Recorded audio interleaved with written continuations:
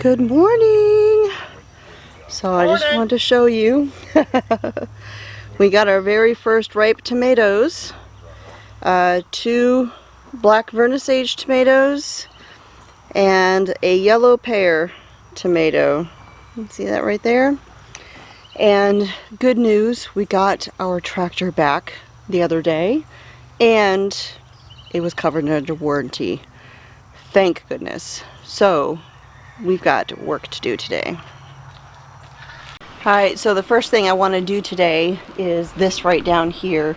This was that straw bale cold frame that I had done to harden off all of the plants for the garden this year. And this is something I've done the past couple years, but we are done with this and it needs to go.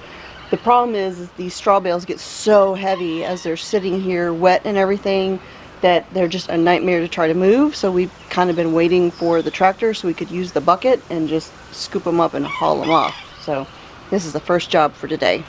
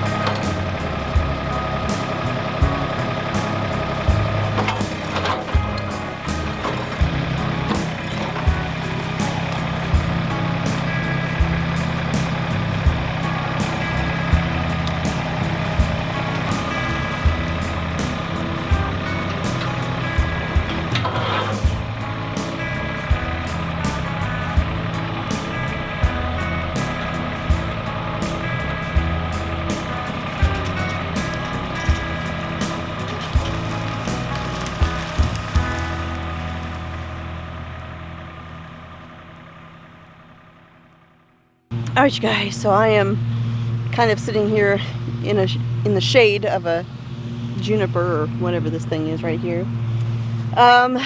We have been working like crazy this morning. It's actually about midday. I think my Monday video just went live on the channel. And I've been out here all day, all morning, working. Let's see.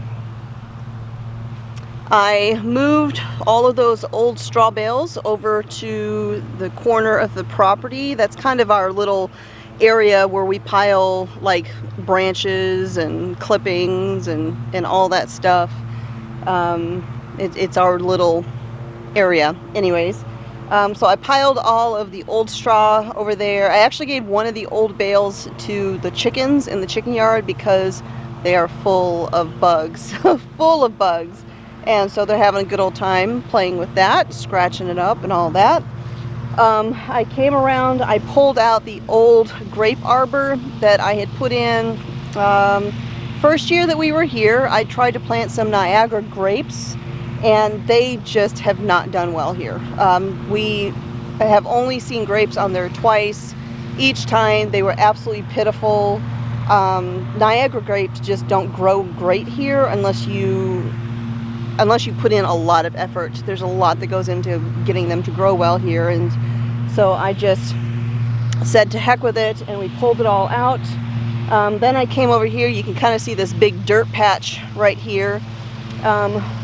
This is right inside our gate, and last year, or maybe it was the year before, I had a great big dump truck load of compost delivered, and most of this got put into garden, but the rest of it has been sitting here.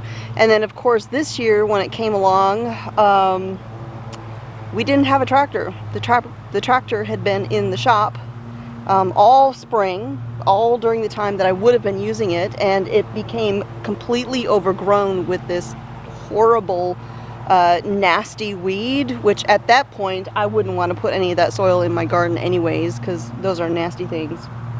Wicked thorns, pigweed is what it's called. And so I just scooped up a lot of it, dumped it in the brush that's over there, and then spread out, kind of graded the rest of it nice and smooth so that the grass that's there can kind of grow through. But there's a lot of it right down the middle is actually gravel, because like I said, our gate is right there. So if you come in the gate and drive straight in, it was a parking area, because the original owners of our house, the guy was a truck driver and he would park his rig right here, and so this had gravel where he would park it. And it had kind of already been a bit overgrown when we moved in here, and of course because it's not used, the grass just kind of creeps right back over it, but you can kind of see where it was. And you know, I actually sort of like the idea of having a parking area right there for when people come to visit. But in any case, it's nice and level now, and so I don't need to worry about any issues with mowing or anything like that. And speaking of mowing, I don't know if you can see him back there.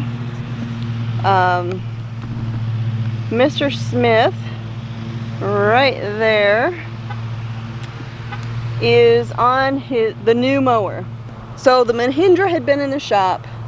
Our John Deere garden tractor, which is what we've been mowing everything with, and we mowed everything with before we got the tractor. I'm gonna come out here a little bit. So the John Deere, there's a piece underneath it that broke, and it kind of needs some maintenance. It needs a little bit of help, and so we have talked about getting a new mower as kind of a backup, so that we're not finding ourselves in a lurch. And since, thank goodness, our repair to the Mahindra was covered under warranty, and it would have been a lot of money had we needed to pay that out of pocket, we took that money and we invested in a zero-turn mower that Mr. Smith had been wanting to get. So it's a Craftsman, zero-turn, and Mr. Smith loves it. I'm not sold. Personally, I don't like not having a steering wheel, and you have to use both hands the whole time, and say you have to itch your nose. Well, you let go, next thing you know, you're swerving all over the place. And I guess I'm just not coordinated enough to use one of those things, because I think it's too much work. But he loves it, so he can have at it, as far as I'm concerned. Good morning, guys. So it's actually the next morning from when you just were watching, and I just had a conversation with Mr. Smith. The cucamelons are going to have to go. I mentioned the other day in my garden tour that I posted over the weekend that these cucamelons were just going crazy and trying to take over everything, and it doesn't seem to matter how much I prune the plants, they just keep taking over. And I have other things in this garden bed, and so I talked to Mr. Smith, and he's like, just pull them out, just pull them out. And so that is what I'm doing this morning. I am pulling out the cucamelons. Yeah. So that's what I'm doing today.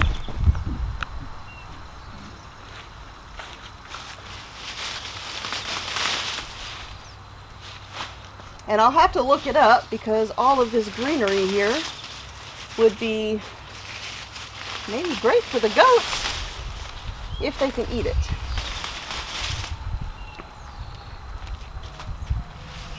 And I also heard that cucamelon, besides going crazy and trying to take over everything, also reseeds like crazy. And you have it year after year after year. So I'm not thinking that I'm cool with that either.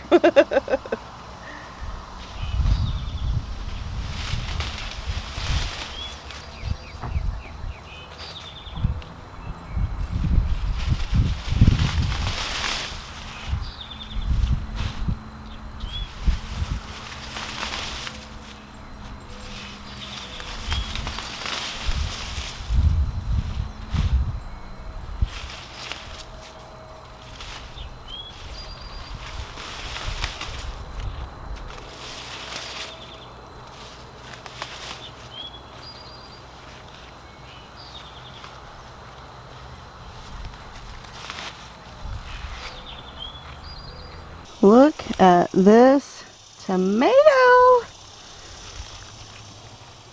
Gorgeous. Now this one is technically a cat-faced tomato. Look at the shape of that.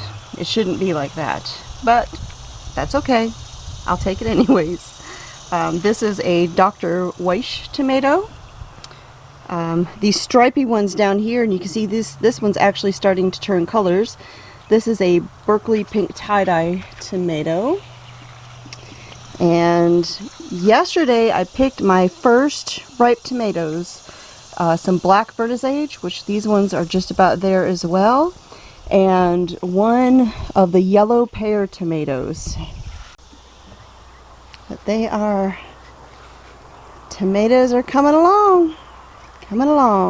Oh, and over on the other side, the first Blue Beauty tomato is ripening, which you can see right down in there.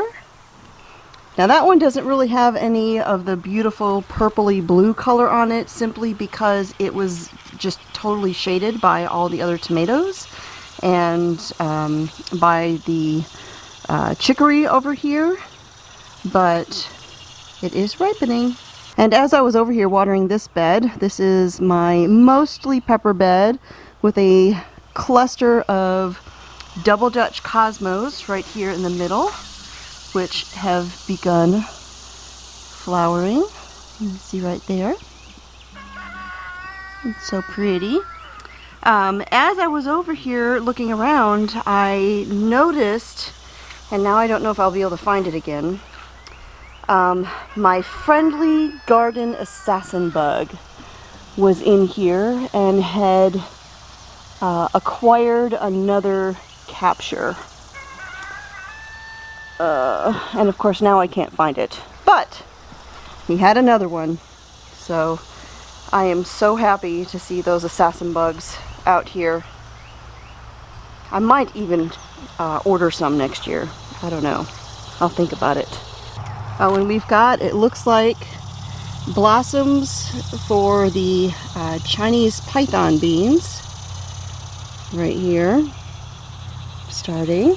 And my dahlia over here is beginning to open, although it looks like as fast as it's opening, I've got something, oh, that was probably it. Something is munching on the flower. But you know, I really don't like spraying my flowers with anything, simply because the bees spend so much time on them and I want to protect the bees. So if my flowers end up looking a little rough, so be it. Alright you guys, so before I wrap up this video, a while back I talked about how I was going to share techniques for seed saving this year. And as the season goes along, I'm just going to show you seed saving from different plants that I'm growing out here, how I save them, and how you can save, you know, your own seeds. And so the first one I'm going to share with you is this right here. So this is lettuce. This is what it looks like when it bolts. And what I mean by bolt is when the temperatures get hot, and that triggers the mechanism in the lettuce plant to produce tall shoots which flower, and then that's the end of the plant. And at that point, when it begins to bolt, a lot of times the lettuce will get very bitter and you're not going to want to eat it. And generally that's when most people will just remove the plants from the garden beds. And I did actually remove most of them, but I left a couple for this purpose.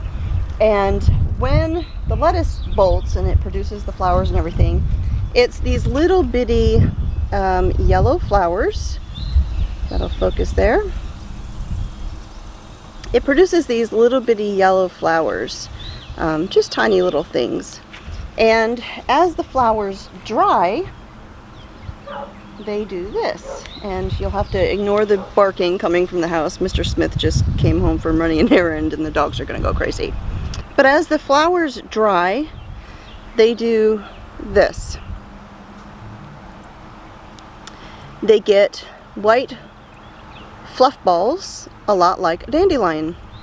And like a dandelion, inside this little fluff ball, see if I can show it to you there, are seeds, exactly like a dandelion.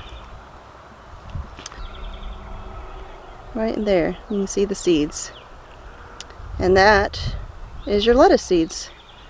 So if you want to save your lettuce seeds, just save all of your little dry poof balls. Let them kind of sit someplace on top of your fridge, someplace nice and dry, so that there's no moisture in these little heads. And once they've sat for a couple of days and you know they're fully dry, just go ahead and put them in an envelope or some sort of container and save them for next year. So that is how you save your lettuce seeds. And if you let your lettuce do this, this will reseed. So there will very likely be lettuce coming up in this bed next year all by itself.